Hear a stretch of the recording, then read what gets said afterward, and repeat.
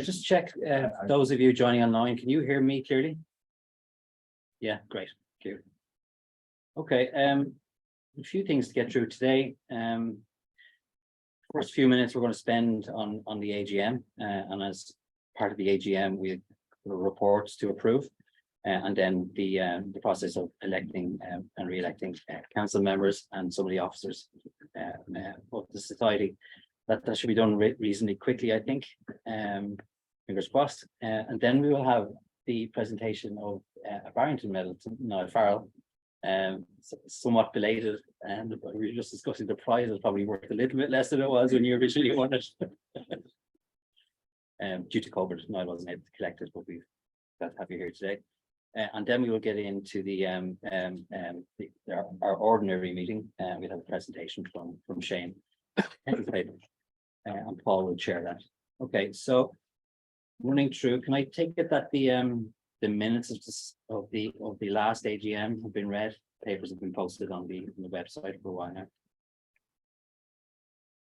Okay, great. Giselle, who's joining us online, do you want to give us very briefly the treasurer's report? You want to stop sharing? Do you want to share any documents? There I am. Can you see it now? No, I'll stop sharing. You can Yeah. there you go. Perfect. So the income and expenditure account for the year ended in 2022. It started with 20,509 and ended up with 18,392. That year, we didn't expand in the printing of the journal. We just had the expenses of the Barrington Prize medals and the charges of the bank and the payment of the auditing of the accountant. That's why we have those expenditures. In the Northern Ireland account, at the moment, we have £9,444. And yeah, any inquiries, I'm happy to answer them. If you could just show the screen a little bit bigger, if you go onto full screen and spread it out, because people at the back can't see. Yeah. So you can. This is 2022 and 2021. Oh, sorry. Hard to see.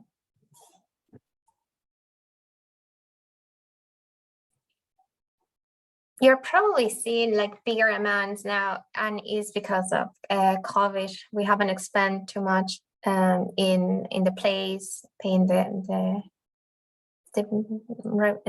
venue or things like that. But now that we are back to track, so you will in the future reports you will see the expenditures rising. Great. Any questions in the room? No questions online. Okay, thank you, Giselle. Can you stop sharing there? Yeah, we'll try. Stop. Yep.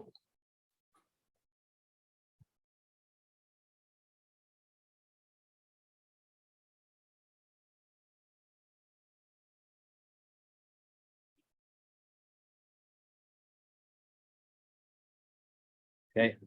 Then my own report was attached to the papers. Does anybody have any questions or comments on that? Take that as read as well. Mm-hmm. Okay, great. So I think we can move on then to the election of council. Let me bring up the page there.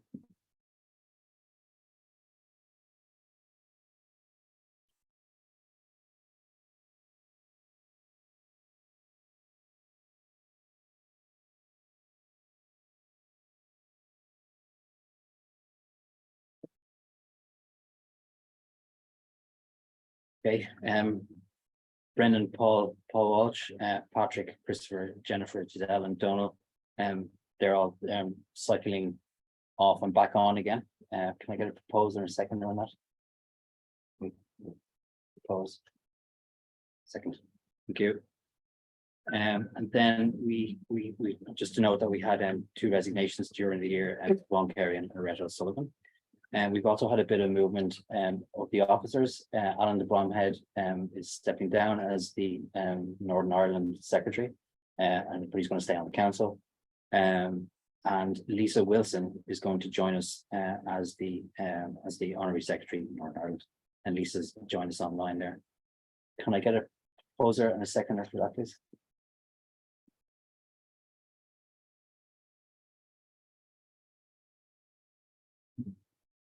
Yeah, okay, thank you.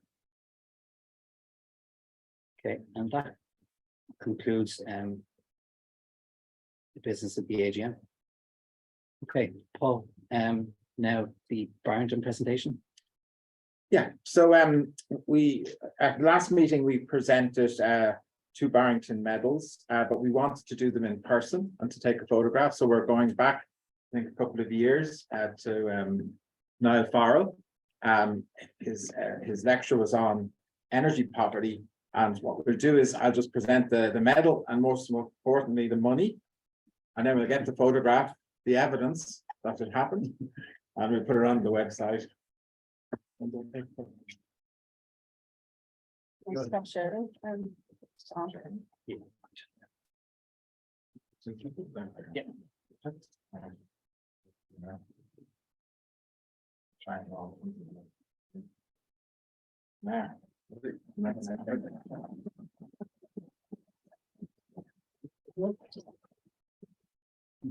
Thanks very much.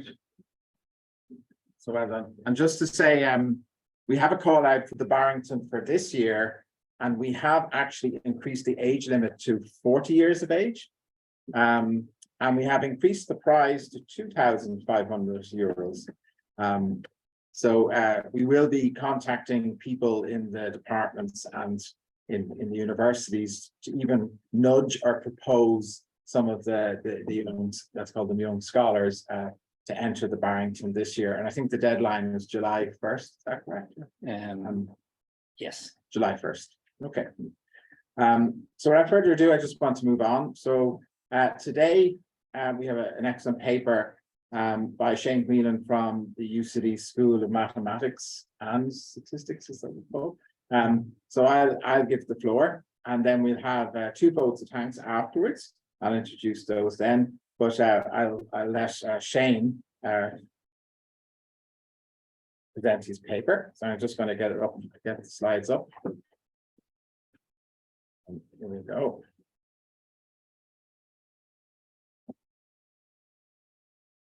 Put it on a side view. And this should disappear in a second.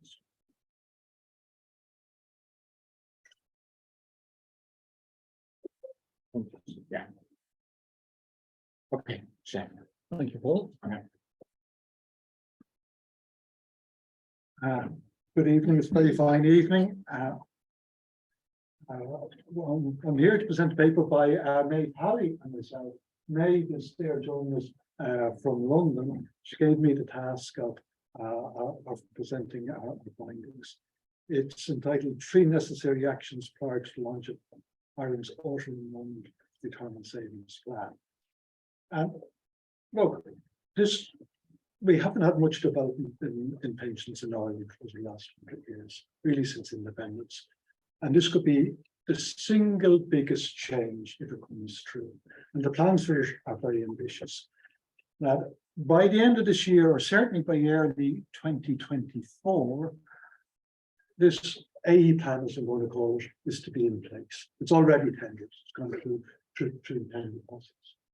And it's ambitious. And initially, so from the 1st of January 2024, 750,000 workers are meant to be enrolled, put in this scheme. They're aged between 23 and 60. They earn over 20,000 a year, and they're not currently in an occupational scheme. So basically, it's taking all of those who currently don't have a pension into the pension net. Others can opt in if they're older or younger or have lower earnings. And those, if you're in it, you can stop at any time. But if you stop 2 years later, you're going to be put back in again. And then you have to cease again. And then 2 years later, you're going to be put in. So really, it's going to be difficult to avoid this. It's a very active policy to avoid being in the scheme. contributions are going to start at 1.5% from for employees and for employers, and 0.5% for the state. But quite quickly it'll go up in increments of 1.5% to within 10 years it's going to be 6% for employee and 6% for employer. And on top of that, the state is going to give a 2% top up. And this 2% top up is unusual. It's one of the usual features that this is in lieu of tax relief on contributions. So this is going to work alongside the existing pensions arrangements, and there's going to be different incentive schemes. So we're going to have to look at it. And it only applies on earnings up to 80,000. That is, you don't get relief, and you don't get employer contributions. Another unique selling point is the management charge expresses a reduction in yield is about 0.5% per annum of assets invested. So that, as we'll see, is pretty low in the Irish pensions industry. So it's another major selling point. And there's going to be initially 4 investment funds, and the default one is going to be a lifestyle fund. So you can select your level of risk, but if you don't do that, you'll be put in one that is considered suitable for someone with your retirement age. And the whole notion here is, for the first time, we have a state pension, but that's flat rate. This one is going to have an accumulation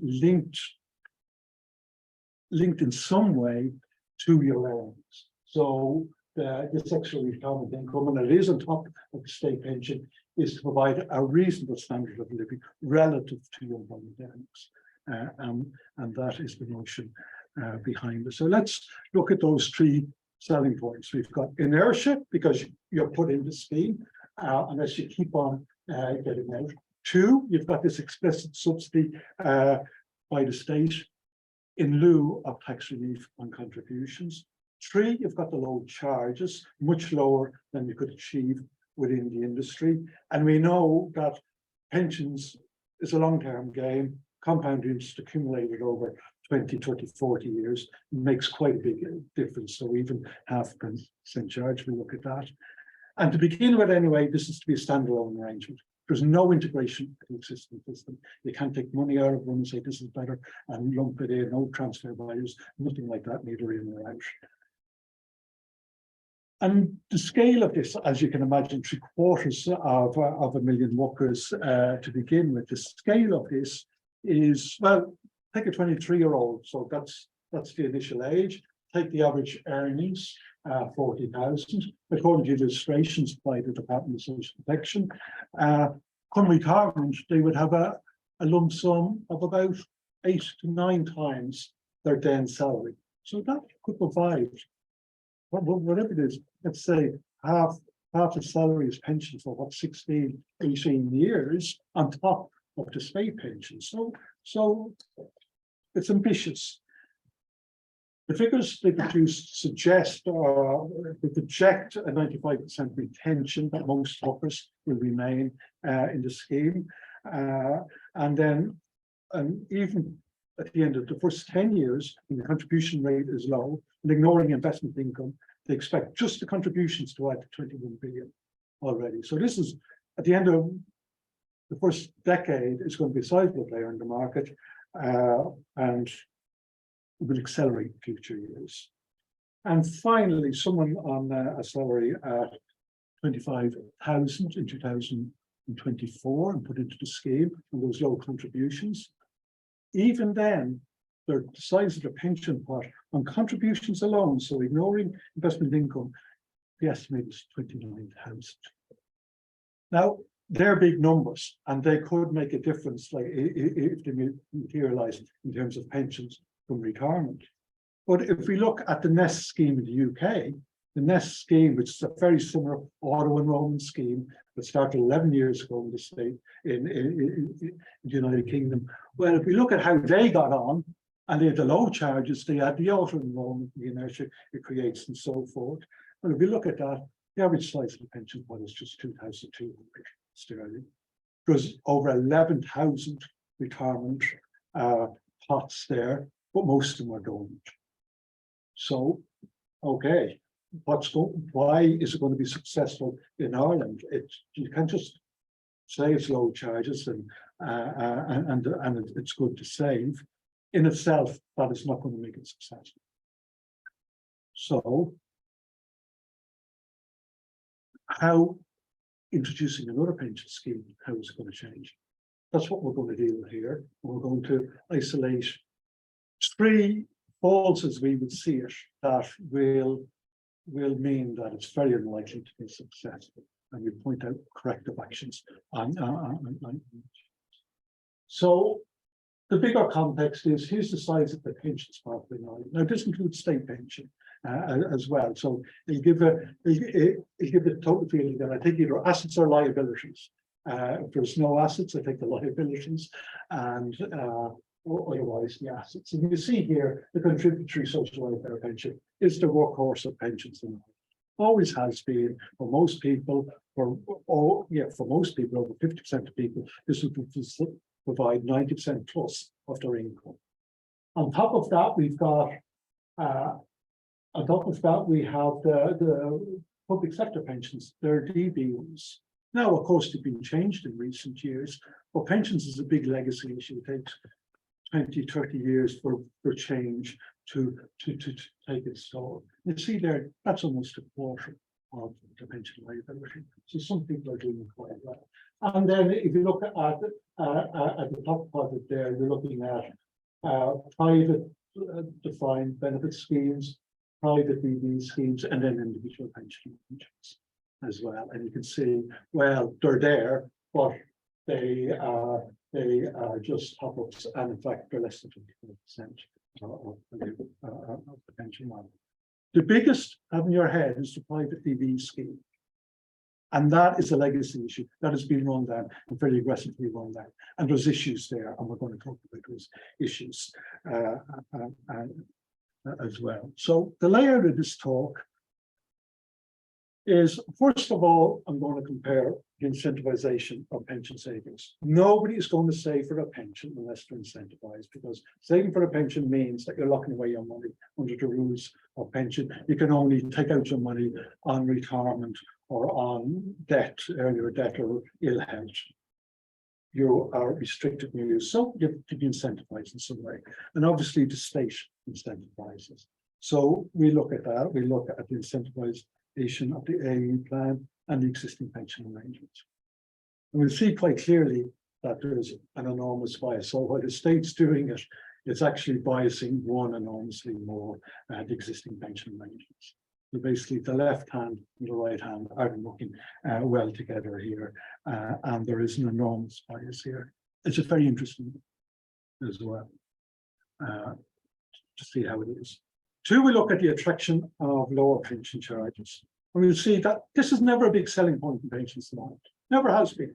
We've got one of the highest charges in these products, and there's no consolidation within the industry. There's very little economies of scale and so forth. So these forces are very weak. Why is it? Why is it that when pension charges, we know have a big impact on the final pension pot, why aren't they a major selling point? 3, we're going to look at the legacy issue of these defined benefit pension plans. There's increasing risk to the state. There's a contingent liability, a sizable contingent liability to the state.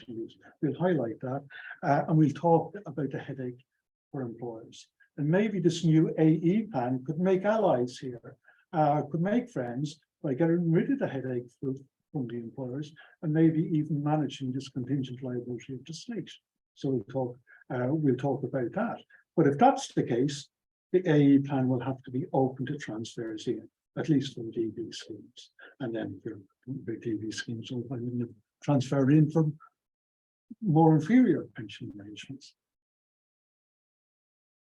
And then we're going to try to get an appreciation for the difficulties that this AE plan will face.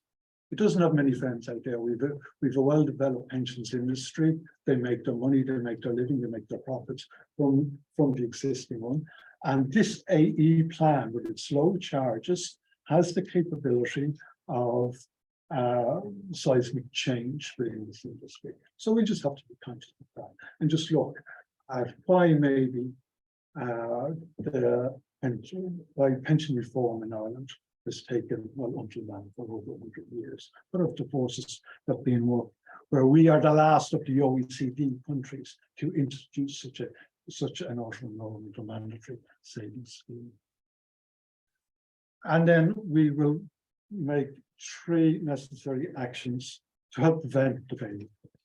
I think if no action is taken, it will have as little impact and maybe less than less in the UK. So we'll identify 3 necessary actions.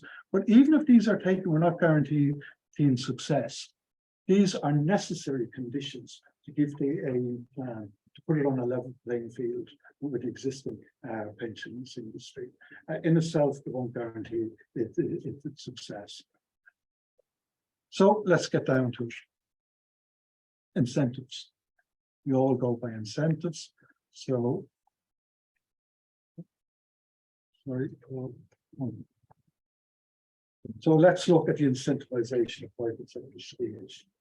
As I said, nobody's going to put money in a pension product, lock it away for themselves without some sort of, they would just put it in a bank or invest in stock exchange themselves. So you want to lock it away until retirement or earlier death, disability. So what are the mechanisms to incentivize this? Well, to date, before the EE plan, it's all been tax-based incentives. It's the EET model. That is, the first is the contributions are tax relief at the marginal rate. So if you pay no tax, you don't get any rebate. You're not incentivized to save. So for low earners, you don't pay any tax, but they're not incentivized, at least with this initial standard rate taxpayer 20%, higher rate taxpayers 40%. So we can see that already the incentive is quite regressive. Secondly, is exempt, that the fund itself isn't taxed in any way. It's not subject to capital gains or income tax. So again, this benefits the higher rate taxpayer because they will pay higher rates on income. So we've got another E. And then we've got this T, but really it's taxation when you draw down benefits, except you can take, let's say, roughly a quarter of your fund as a tax-free lump sum, so no tax paid in them, again regressive. And then when you do start drawing down your pension, it is taxed as earned income. So that's the system, EET system. And the level of contributions allowed are quite generous. For an individual saver, well, it depends on the age, but somewhere between 15% and 40% of earnings up to an earnings threshold of 115,000. So that is quite generous to the level of savings. What about the AE plan that's going to sit alongside me? Well, the AE plan is got this 33% state top up. That is, he puts in 6% and the state puts in 2% of earnings up to 80,000, and that's 3%. Well, it's not quite. Well, we want to compare like with like, and that's okay. The state will put in 33%, 33 cents for every 1 cent the employee puts in. But that works out if you're comparing it with the tax relief before it's the state is paying 25% of when the individual pays 75%, and that takes it up forward, and that is directly now comparable with the 20 and 40%. So we see here that the AE system is operating at 25% ET system. Okay, and again, well, D and T are as before, but again, there's a great deal of restrictions on how much we can get in the flexibility. So really, it's 12% between employer and employee, and as the min and max contribution. There's talk about making that you can make ABCs later and so forth, but that's only talk. The argument is, so that's it. So nowhere near the level allowed in private arrangements, and also the income threshold for some reason is different. It's 80,000, not 115,000. So quite different. Now, how are we going to evaluate those? Like, if you look back there, you could say, well, you got this 25% and 20%, 25% and 40%. That's true, but then you're ignoring the advantage of tax-free roll-up, which benefits higher earners more. And you're also ignoring the value of this tax-free lump sum. You know, again, which is a differential impact. We have to look at those. We have to value those as well. And this is an interesting exercise in itself, anyway. So let's build a model and let's compare these, the value of the tax relief on one investor. So it's a straightforward modeling exercise for an actuary. We're always valuing these schemes anyway. So it depends on the savings period, the drawdown period, the level of income, marital status, income status, state pension, all the rest. So they'll all have to be in the model. It depends on the economic assumptions, the investment return, pre-return, post-return, the rate of salary increase, the taxation bands and how they change. Yeah, no problem in doing that. But fortunately, we didn't have to do this in the paper because Maeve and myself had already done this earlier. You could take it already open. And in fact, the results aren't that sensitive to really any of those savings really or the economic assumptions. We're going to see pretty much the same results everywhere. And this is this is phrased in international terminology, net effective relief. Net effective relief. So of the one invested, how much is put in by the state, and then and the residual then by the individual, and put in by the state by means of these foregone tax expenditures. Okay, here's a graph from that earlier paper.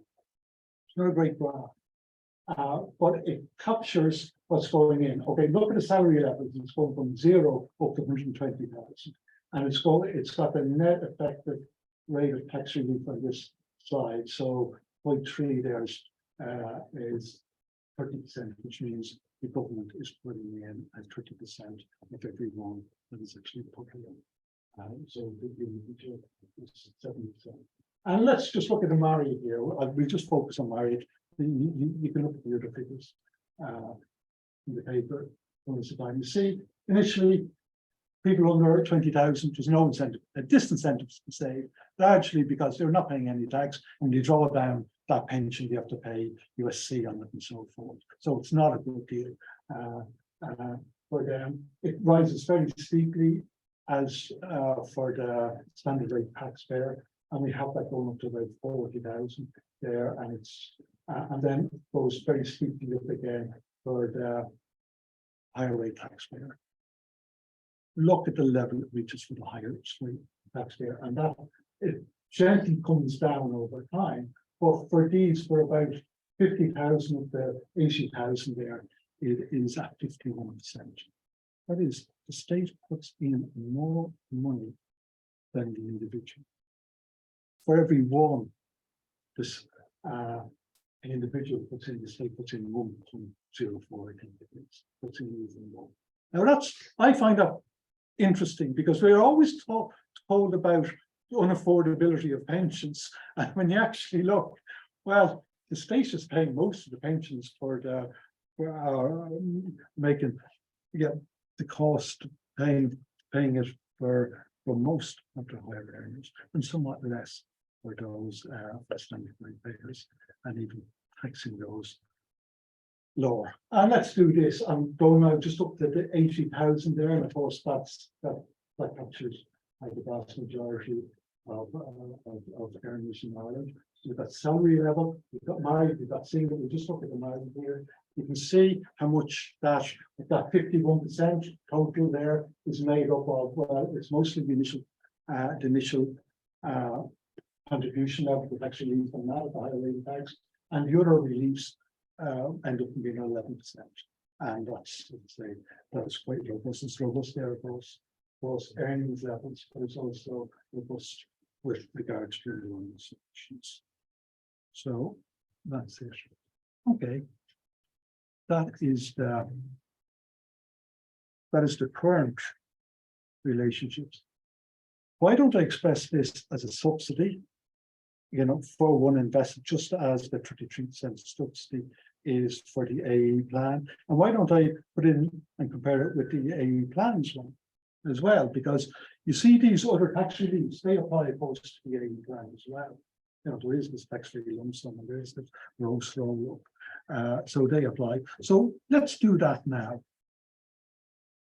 And here we have the value. So this is a one put in by the pension saver. We're looking married, put income household here. Saver, the A plan, that's the top up for one investor. For the A plan, and over here we have the saver in an existing pension arrangement. And what you see is, well, what you see is it's marginally better off. The A plan works for a very low pay. Absolutely, we don't pay tax because great tax relief was and contributions wasn't within, or even tax relief wasn't within. But as you go to standard rate, yeah, it goes up to 0.4. But then if that was there, I think that but look, what the state is paying on existing pension arrangements. It's paying, well, basically double for the same level of earnings. So you don't have to be a genius to figure out the state is pushing savers into existing pension arrangements and away from the new. And that's pretty much 50,000 onwards. And it's kind of the same from the same thing about 40,000 for the individual. So the state is given a much greater incentive to go for existing private arrangements if you're paying higher tax. And it's considerable. So the key findings here: lower earners, yes, are more incentivized to use the AE plan. Higher rate taxpayers are more incentivized to use other pension arrangements, other existing pension arrangements. The higher rate taxpayer gets considerably more support from the existing pension arrangements. And I just spelled it out there for a married couple with one earner, income over 50,000. The state will pay one over one per one investor, while under 40,000 gets 0.41. So quite a disparity, quite a regressive disparity. And so state is given considerably higher incentives to higher rate earners to not save through the AE scheme. Okay, what are we going to do about this? Because this will be pointed out in the marketplace, competitive marketplace, pension advisors going to say, if you're a higher rate earner over 50,000, or expect to be, that this is a life course that if you expect to be ever paying a higher rate of tax, maybe don't go to the AE scheme. That's for poor. So obviously our recommendations, well, you must create a level playing field for this AE scheme or the existing pension arrangements. You've got to do that in two ways. First of all, you've got to set the same thresholds on contribution levels and on maximum salary levels. They have to be aligned. You can't have one allowing much more than another. Two, then we've got to set the same incentive to save per unit saved. And here you can have a discussion. You could say, are we going to go this explicit subsidy, 23% or 40%, whatever you want to do, or tax relief? Well, look, there's been a big literature discussing this internationally and nationally. ESRI, Dorley and others have a decent paper, and Michael Collins and Jerry Hughes have another big paper, Maeve and myself as well, discussing this point. So we refer to that and say, look, the explicit subsidy seems to work best. It's transparent. It can be made, it can be made equal for those groups, and crucially, it can be adjusted so it achieves the target. The target is pension savings. You can change this so we get pension savings we want an acceptable cost to the stage. So we recommend explicit subsidy and abolish tax relief.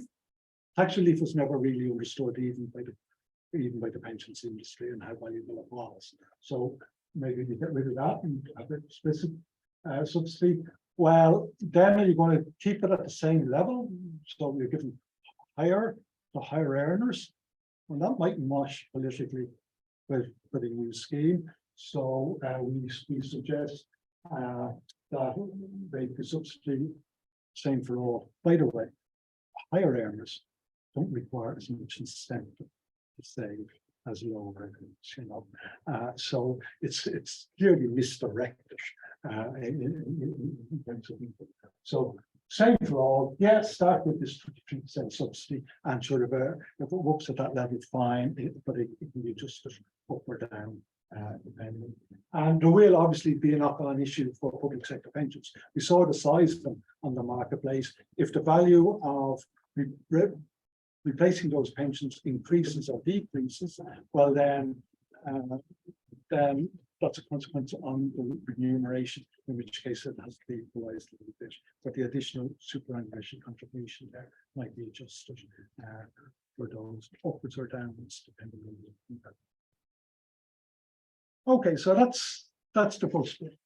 The tax incentives are clearly pushing investors one way, irrespective of the merits of the plan or not. It's just incentives, and I think how about we look now at these charges? So we said one was how it was incentivized, but two is these low charges. Okay, you say, oh, there's a commitment there to a max charge between administration and investment of 0.5% of maximum of 0.5%. The NEST scheme in the UK is somewhat lower than that, 4.3 or something. So yeah, we have a precedent here. We know from compound interest that a small change in the interest rates when accumulated over a long period of time can have a big effect. We look at that. The OECD in one of their recent reviews did point out that pension charges in large industry are very expensive, especially for small occupational schemes. And as you'll see, the majority of schemes are small here, and also personal pensions. And I said that you would imagine that economies of scale and therefore charges, the lower charges, would have been a selling point, would of course consolidation in the industry and a move to big, as is in most other countries. Well, it hasn't been large for other reasons. And in fact, if you look at the EU in total, Ireland has 50% pension funds, you know, of the whole EU. Like it's not, we have a few more pension schemes. We have actually, we've got more pension schemes than the rest of the EU together. So we look at that. So level of charge is not a major selling point for advisors, pension advisors. Clearly, it's important for pension savers. So we do have this principal age involvement. And here, these are the DC schemes in the land. You see that most of one member. We've got single housing with one member, and that's a complete scheme. Like, we're not talking, this is not a pension product where you put it in. This is structured with trustees and so forth. So there's a lot of charges involved in that, all the way down to some very big schemes, particularly I think the average size is something like 5 members in the scheme, something like that. The median is 1. You know, like it's a very skewed one towards the small, and inevitably higher charges in this. The Department of Social Protection did a survey about 10 years ago on pension charges in Ireland. Now, in the study, it's kind of slightly I won't say fictitious, but it makes big assumptions. One assumption is, well, the level of contribution is high, much higher than going into the AE plan, because it was existing once in the private sector. That was one. And two is that these would, when taken out, they would run for 30 years without any change. And then when they worked out the return and yield calculation, so this is equivalent to the 0.5 max of the EA scheme, they came up with these figures. Now we could look at the average return and yield, compare it with the 0.5, or on this side we've got the high and low, and the high and low are kind of a factor of 3 times. You know, there's a huge range between and the average. And if you look at these, you'll see, okay, it's somewhere between double the 0.5 and maybe up to 4 times the charge of this 0.5. And as they say, hey, we've assumed it's 20 years, but when we actually looked at them in the marketplace, strangely, most of the contracts we looked at would only be affected for the last 5 years. There was no so they weren't looking at pension policies in the random sample that were there for anywhere near 20 years, which is interesting. So they say that and obviously that is not in these. So maybe the charges are even higher, than that. There's no information. And this is the effect, depending on your assumed rate of return of the salary escalation here on it. I do the term 10 to 45 years of saving and look at the cumulative reduction on the size to form by 1% drop in the yield. And you can see here that at 30 years it's about 15%. 40 years is about 20%, 30 years is 10%. So let's say saving contract in place for 30 years, reduction in yield of 1% as we've seen reduce pension by 15%. I would say a useful 15% effect. Okay. Can you make a comparison between that and the difference between the incentive for going that you gave us a little while ago for going into these existing type schemes? Would that increased charge be enough to wipe out that perverse incentive that you mentioned in the first part? If people knew about it. Patrick, you mentioned, yes. Because of variability, I can say that it'll more than wipe it out in many cases. But that's one. And so, yes, it will. But then what you're suggesting is basically that the state, through the tax relief, is just funding the private pensions market, the inefficient private pensions market. And yeah, that's where we're going with this. It's largely subsidized, if not, yeah, that's true. So our recommendations here, well, look, you need to align selling practices to your pension savers, make informed decisions. I can't see anybody saying, I'll get 15% of pension, thank you.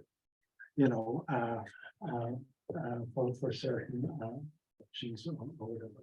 So why don't we, when the EAE plan comes in, well, make it a requirement at a point of sale, you have to compare the maturity proceeds under the disclosed charges of this pension product with the AE plan and compare the fund sizes. That's a simple thing to do. So that's one.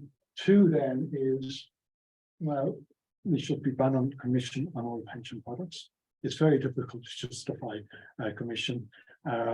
It introduces a necessary potential conflict of interest, let's say, and it has been banned for over 10 years in the UK pension products. So why not here? And then obviously we'll have to monitor savings cycles. If you want the AE plan to succeed, you have to make sure it has a level playing field. You have to make sure that its merits are seen by the potential investor. Okay, so that's two. The last one, or the penultimate one, was really about these defined benefit pension schemes in Ireland. Well, 65 billion we saw. So this is the biggest segment of the private pensions market. And what about, well, okay, so none of them, you know, the number of schemes that's been dropping decade by decade. There's only 440 left. It's like 540 scheme defined benefit schemes under in the private sector. The pension entitlements to people in these plans is actually very weak internationally. The US and UK have much higher levels. One, we do have this minimum funding standard in place, which sounds very good, but actually we don't have a minimum standard. All you need is a plan to have a minimum funding standard in place, and that plan can even be as long as 10 or more years. So you don't have to have it in place, you need a plan for a minimum funding standard. And that wouldn't be a very onerous standard either. It's not a debt in the employer, so the employer could just wind up. It can be perfectly solvent, but refusing to pay any pensions. That was not allowed in the US or the UK, and they also have a protection fund in these schemes, which we don't have. And if you look at this, the wind-up rules. So if a scheme winds up, there's a priority call on these assets. First of all, it goes to people who physically took in money through ABCs or transfers in. One, two, then it goes to pensioners, and third then goes to active or deferred members. So they're the lowest in the list. If there is a deficit in the scheme, it ends up really on for active and deferred members. They might get a very small proportion. And in fact, you don't have to wait to wind up. The Pensions Act allows what they call Section 50 orders. We're allowed, they can reduce the benefits, even accrued benefits. You can go to pensions regulator, make a case and say, I can't pay them any longer, or I'm unwilling to pay them, or whatever it is.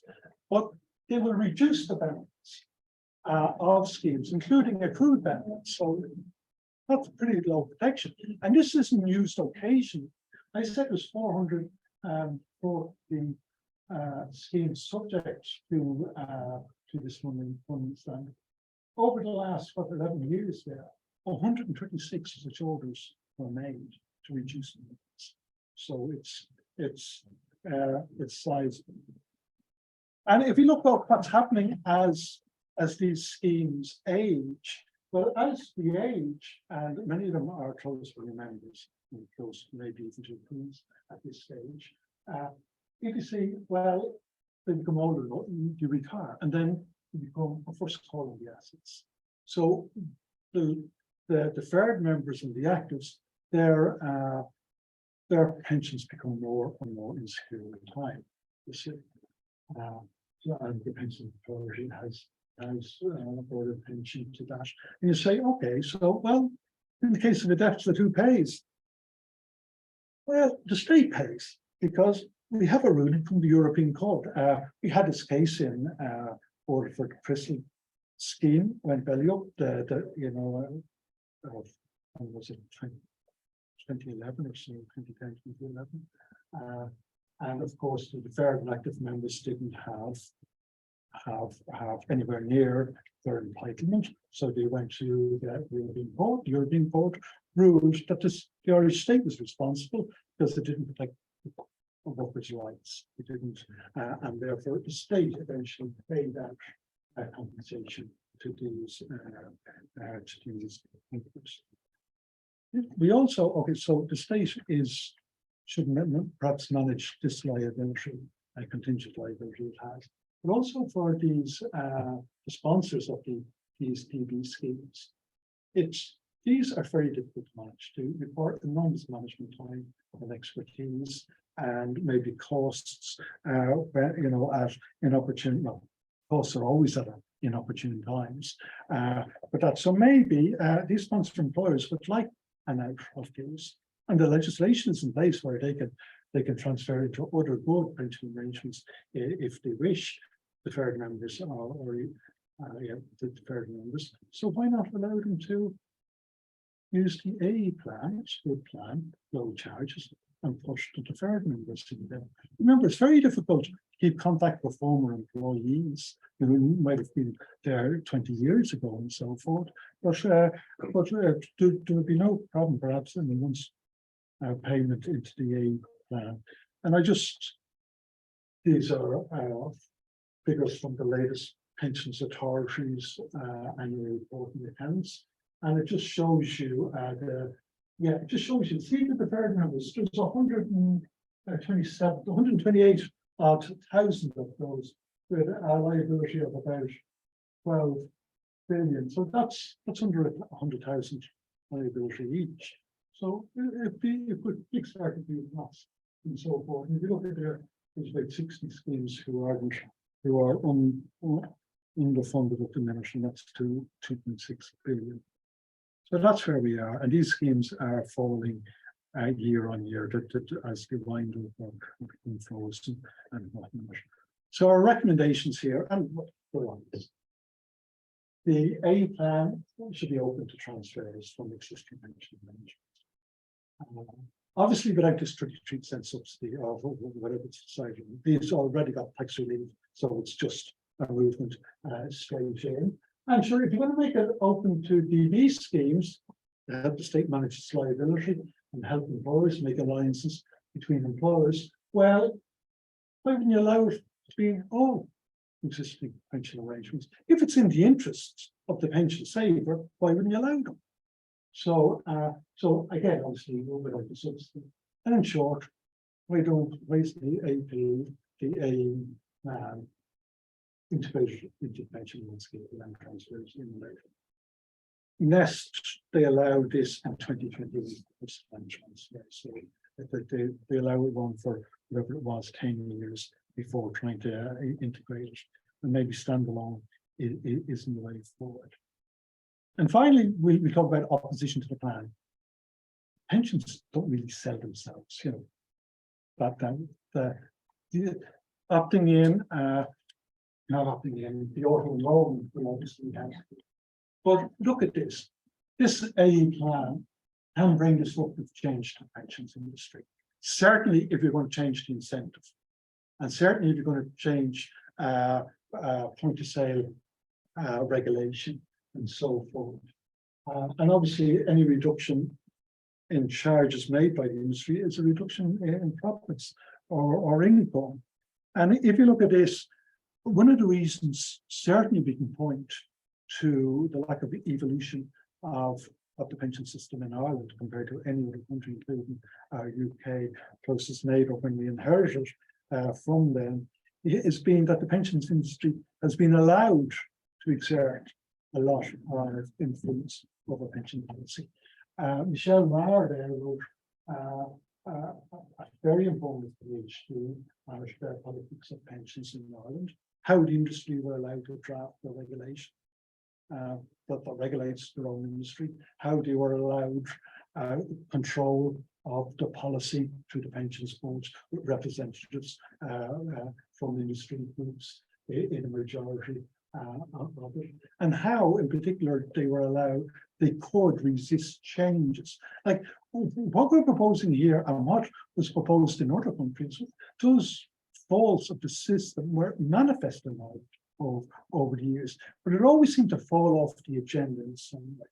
And one of the things that I've highlighted here is the regressive nature of the incentives and just how valuable they are as well. But this has been on the table actually since the 70s, I think. You know, OECD has had reports saying, you might consider.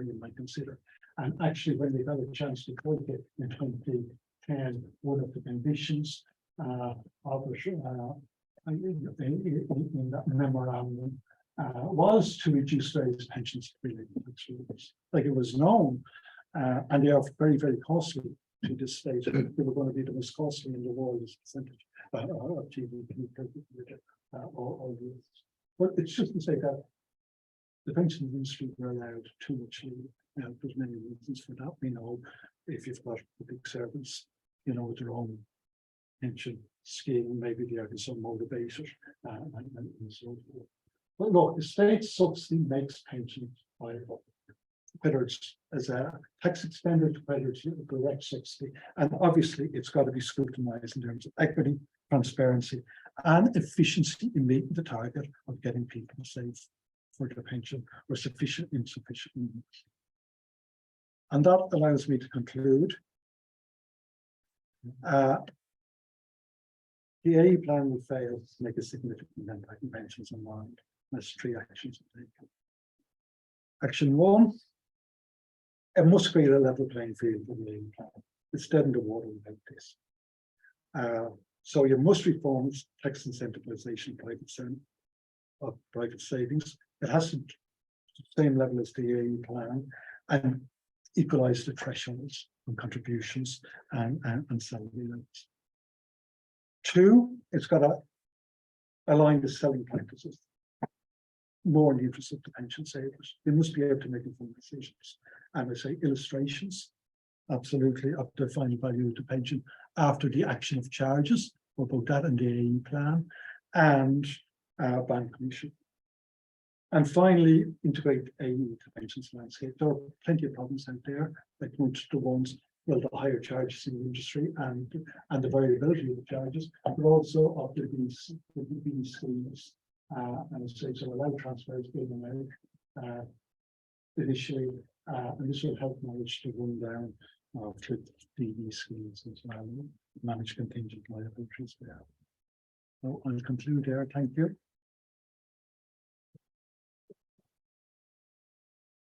Yeah, thank you, Shane. So we'll have Bridget McNally from Maynooth University to offer the first